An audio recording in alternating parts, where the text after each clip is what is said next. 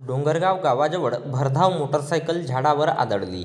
यात पती पत्नी गंभीर जखमी तर 2 मुले किरकोळ जखमी झाल्याची घटना उघडकीस आली आहे.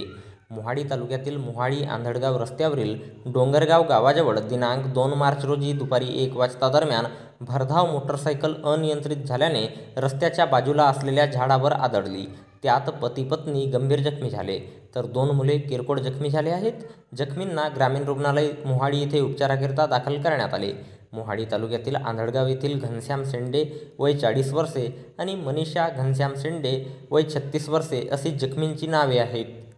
घनश्याम शेंडे हा पत्नी आणि आपल्या 2 मुलांसह मोटरसायकलने आंधळगावकडून माडगी येथे लग्न समारंभासाठी जात असताना डोंगरगाव गावाजवळ भरधाव मोटरसायकल चालकाच्या गाडीवरील ताबा सुटल्याने अनियंत्रित मोटरसायकल रस्त्याच्या कडेला असलेल्या झाडावर आदळली.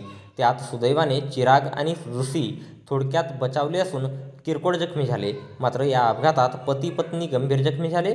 माहिती मिळताच गावकऱ्यांनी घटनास्थळी धाव घेऊन जखमी पती पत्नीला ग्रामीण रुग्णालय मोहाडी येथे नेण्यात आले. मात्र त्यांची प्रकृती गंभीर असल्याने त्यांना नागपूरला हलविण्यात आले आहे.